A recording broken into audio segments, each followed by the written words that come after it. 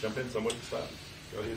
Rory, kind of talk about just being here after winning Pebble, and you got some momentum going on now. Just kind of talk about being out here and how cool it is to be at Torrey and just getting after it this weekend. Yeah, didn't expect to be at Torrey this year, but obviously everything happened in LA, and they had to pivot quickly. And yeah, it's good to be back. I played here pretty regularly for a few years, and played the U.S. Open in 21, which was the last time I was here. But yeah, it's good. It's a little bit of a different setup to the U.S. Open in 21. It's a lot softer, and rough is thick, and courses planned very long. But yeah, look, it's good to be back. Feel like I'm in good form. Obviously, coming off the back of Pebble, so I'm just trying to keep it rolling. On a scale of Farmers Insurance Open Torrey Pines to U.S. Open Torrey Pines, where is the golf course right now, conditions-wise, considering the weather too? It's definitely closer to Farmers Insurance Torrey Pines. I heard from the guys that played a few weeks ago that it got, it was windy and the greens got firm, and it got really tricky. It's not, especially with this weather, it's not going to be like that this week. But the course is going to play long. The rough is very, very penal. So there's a premium of putting your ball in the fairway and then controlling the spin into the greens. Not that I didn't remember, but it took me by surprise when I played a few holes yesterday just how much pitch and slope there is on these greens. So if you are lucky enough to be hitting the ball out of the fairway, you're going to have to control your spin on these greens a lot as well. So a lot of like 3/4 shots. What was your reaction, Rory, to hearing that Tiger wasn't going to play this week? Very understandable. He's had a lot go on in his life, unfortunately, over the last couple of weeks, and yeah, I just think with his mom passing and then everything that he needs to go through to get ready to play a tournament. Yeah, look, it's unfortunate that he's not here and with us, but ultimately it's obviously the right call. Rory, do you take anything away from when you guys are doing the TGL and then you play in that and then you go play on the regular course? Does it kind of go work hand in hand, or it's totally different? It's totally different. I'd say the only thing that you get is like the competitive juices going. Maybe that's the part, and feeling a little bit of that. I don't want to call it nerves, but just that, like you're competing, you're trying to beat someone, but no, it's a very different version of the game. What was the pro-am like today? It was lovely. 9 holes. It was amazing. Yeah, everyone was happy to play 9 holes. We were getting Jay in about an hour from now in a scrum. Lucky you. Yeah. Well, you obviously get access all the time, but if you are there questions that you have that you would ask an hour from now if you were in that scrum? Good one, Alex. I think you guys have got it covered. Is there something you want to know? Yeah, what are we going to do with the $1.5 billion? What are we going to invest in? How are we going to get this thing to grow? Why are you looking at me? You'll take a victory lap. No. Well, we all agree. I mean, I agree. I mean, what are you doing? It's been a year, right? Have you heard anything that they've done with it? No, I don't know. I'm not part of it anymore. But you're a member. So? Subcommittee. Roy, you mean the SSG 1.5 billion, not the new, whatever the new money is. Yeah, absolutely. Yeah, just this, like I've got equity in this company. I want the company to grow. What do we, I'm basically like an LP in a fund. So what are we doing? Do you have preferences on what you would like to see that invested in, spent on? Yeah, like no, they've spent some on TGL.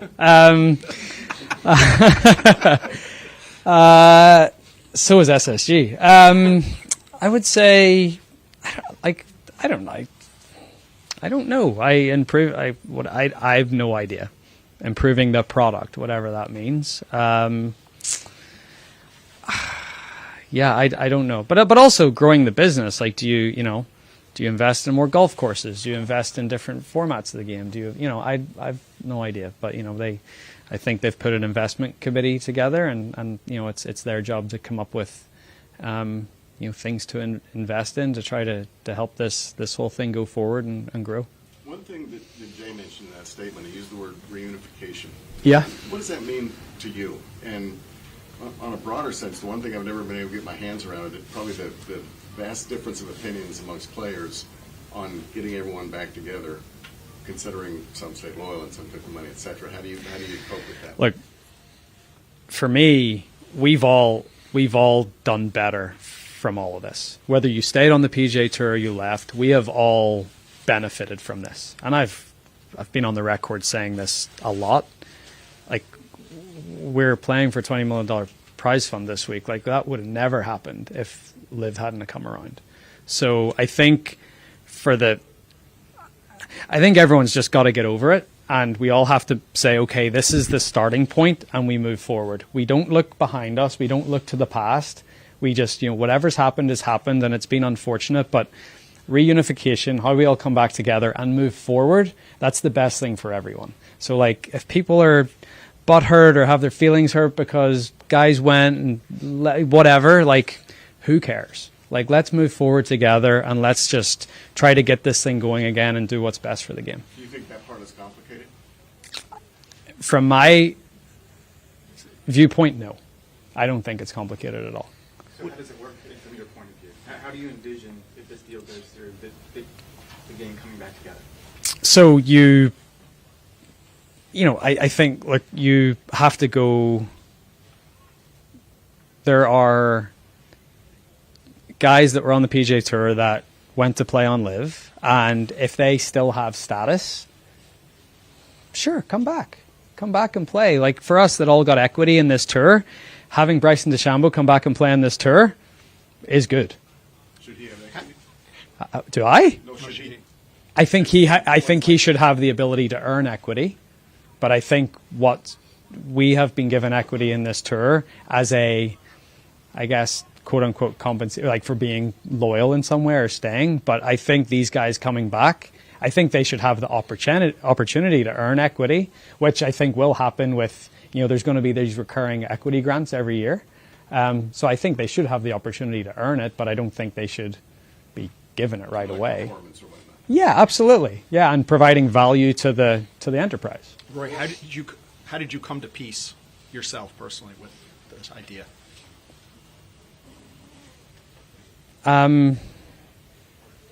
Because I look at what I made in 2019 before LIV came around, and I look at what I've made after LIV come around, and it's very different. Like, I don't know what to say. I earn more money now than I did in 2019, and if LIV hadn't come around, I don't know if I would have been able to say that. But you didn't feel that way initially. No, I didn't feel that way initially because of the fracture that it wasn't good for the game. It wasn't good for the overall game. It wasn't good for either tour, I didn't think. I think we're both sort of like this has been great for the major championships. We all get together at the major championships, and like that's been a really good thing. But for both tours, it's unsustainable. It's unsustainable, and I think that's where I was opposed to a lot of it. I was opposed to 54 holes. I was opposed to the team concept in some way, but when you sort of remove yourself from it a little bit and you look at the overall picture, like, we've all done better because of this. The players on the PGA Tour had more leverage than they ever had to go to the tour and say, we want this, we want that, we want whatever. But at the same time, I regret some of those decisions too, because it put the tour in a place where they were stretched financially and they sort of had to, look at taking money from elsewhere to try to compete. So, but like, it's all easy in hindsight. It's all very easy in hindsight to say these things. But I think we are closer to getting a resolution, and hopefully we can all just move forward. Does there have to be some crossover to play over there? Do you think I hope not. they do seem like they're not slowing down, right? So we'll see. We'll see. Do they take up a smaller part of the schedule, maybe, or do we try to there are certain markets that their product has worked in. Adelaide, for example, this week. So are there certain markets where, we try to cherry pick the best ones that make sense and, try to do something with them. But, I honestly, I don't know. Like, that's very, as I keep saying, that's above my pay grade these days. Rory, you've gotten to work with SSG with TGL. What is your sense that they want to see with their money invested in the tour? What is their hope? Besides making money? Back, making money. but from a golf perspective, do you sense they have They want to see all the best players compete against each other more often. They also, I think they want to own and operate more of their own tournaments. I would say they'd probably like to see it. I'd probably say they'd like to see it transition more to like a Formula One global model a little bit more. So yeah, that's like but that's a very hard thing to do. Like there's been a lot of research and projections done on that, and if they went to that global model straight away, I think that would probably cost the tour about $200 million a year, just in terms of like the media rights are very US centric. Right. So there's a lot of that to have to you have to work through that, but like it's a complicated thing, and but there's no reason why you can't bring the media rights holders back to the table and try to figure something out. Is that something that you see could be down the road while there's something in the interim? Like, let's say there's a deal in the next month or 2 months, whatever. Could there be something in place in the short term, say next year, that allows you guys to play together more often with a goal of that down the road? Yeah, I absolutely think in 26 you could get to a point where we play together more often, and then you try to... you have to bring the DP. I think that part of this is bringing the DP World Tour in as well, as a really big partner of this, and maybe running the global outside of America part of this in a way.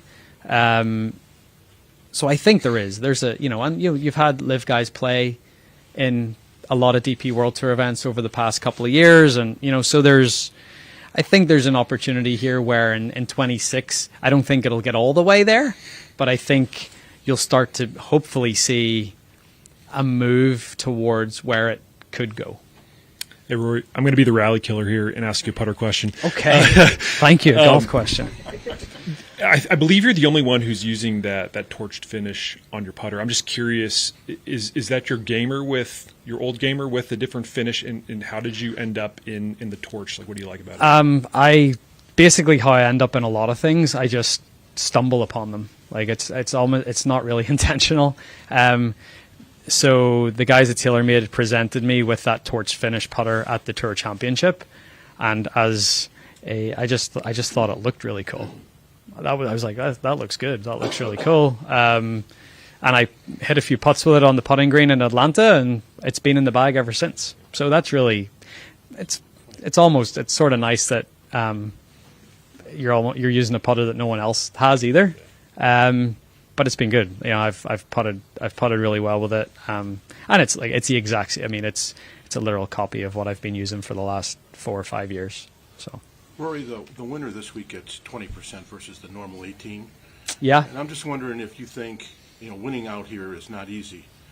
I've always contended that it should be more than 20, even more than 20%. It should be higher. What's your thoughts? Well, if you look at like this tournament, you've got a cut, you've got the winner making more of a percentage. It's got Tiger all over it, right? Like that's their his, their things that he has probably advocated for a long time.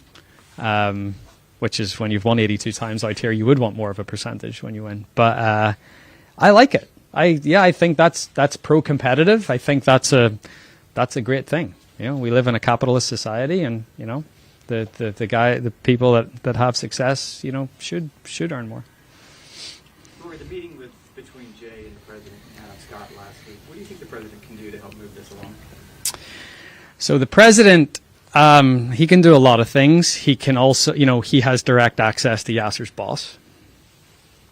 Not many people have that. Not many people can, say, I want you to get this deal done. And by the way, I'm speaking to your boss later. I'm going to tell him the same thing. So there's a few things that he can do. And he can be influential. He loves the game of golf.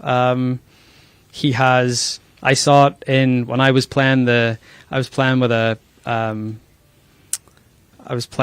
Sheikh Hamdan of Abu Dhabi the day that he got elected in November, and the respect he has in the Middle East is, I don't think people appreciate how much respect that he has there. So I think whenever he says something or they listen, and I think that's a big thing. Have you chatted with him at all in recent months? Who's that? The president? Yeah, I played golf with him a few weeks ago. Yeah, and it was great. Yeah, it was really good. It was really good. I thought we had a good discussion. I learned that he's not a fan of the LIV format, I was like, but you've hosted their events. He's like, yeah, but it doesn't mean that I like it. But so I think he's on the tour side. Did that round take place before or after the inauguration? That took place before. Took place on early in January. Yeah. Rory, you talked about LIV possibly taking a smaller portion of the schedule. Where do you see the team concept fitting into the future ecosystem?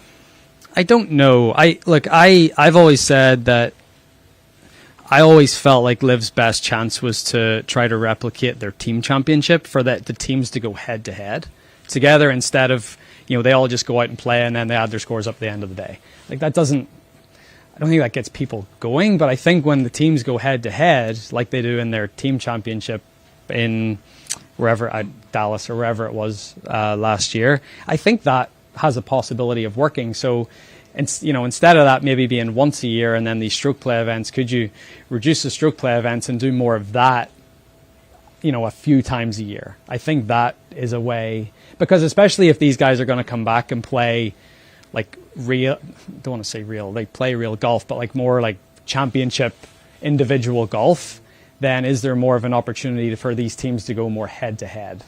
Because I think that makes for a more compelling product, at least in my eyes. And I'm just one person.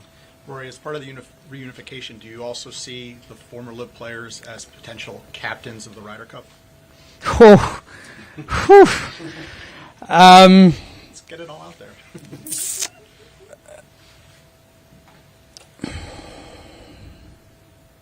I would have to be convinced. Yeah. How long would it take to convince you?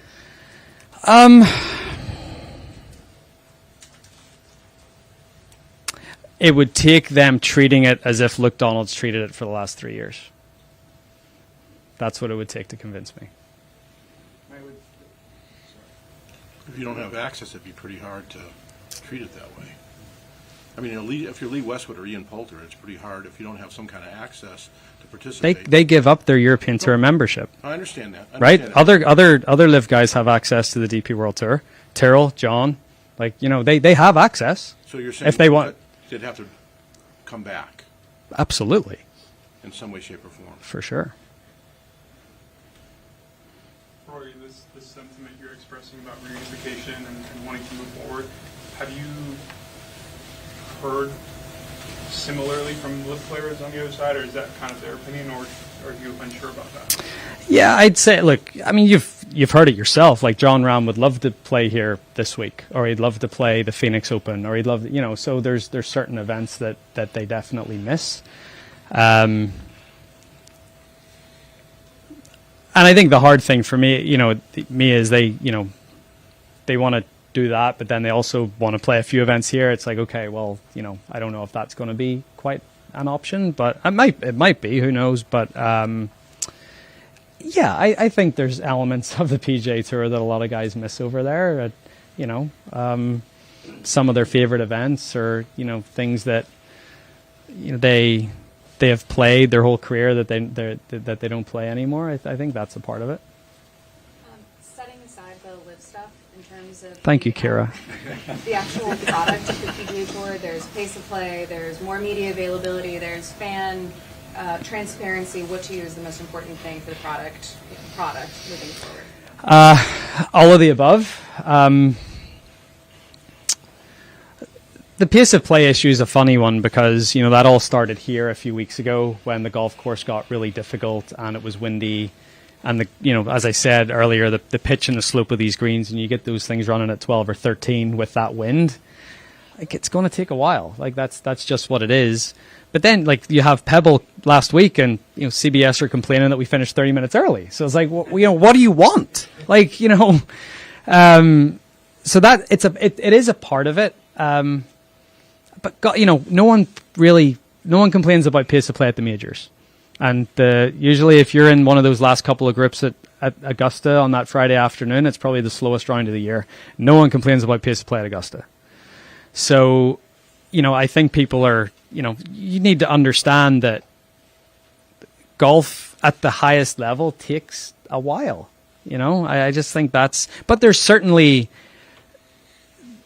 things we can do to speed it up, but whether that takes a 5.5 hour round to a 5 hour and 15 round, I mean, it's not. I don't think it's going to make such an astonishing change that it's. I think that's always just going to be a stick to beat golf with, basically.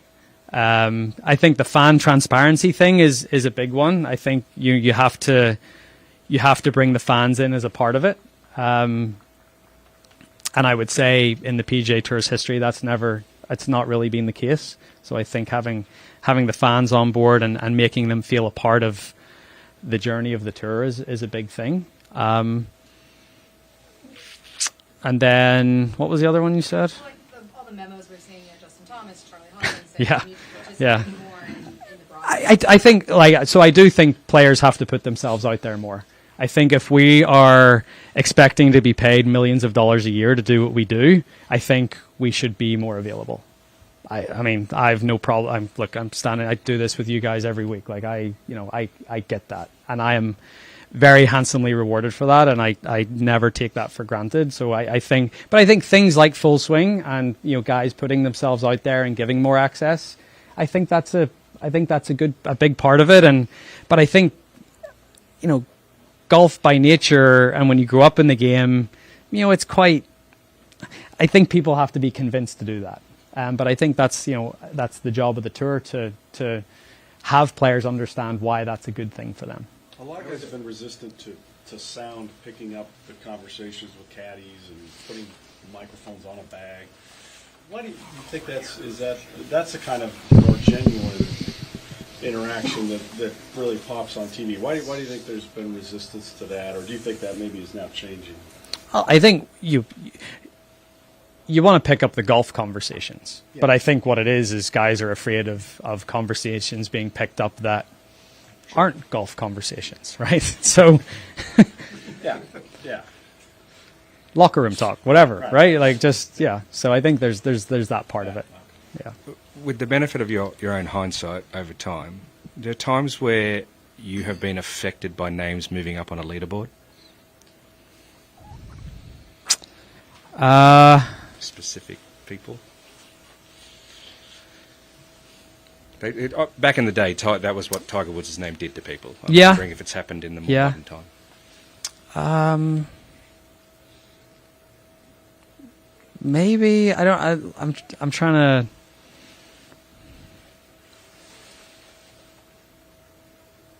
Not particularly. Like that's not a. I mean, it's you see a guy moving up, and it's.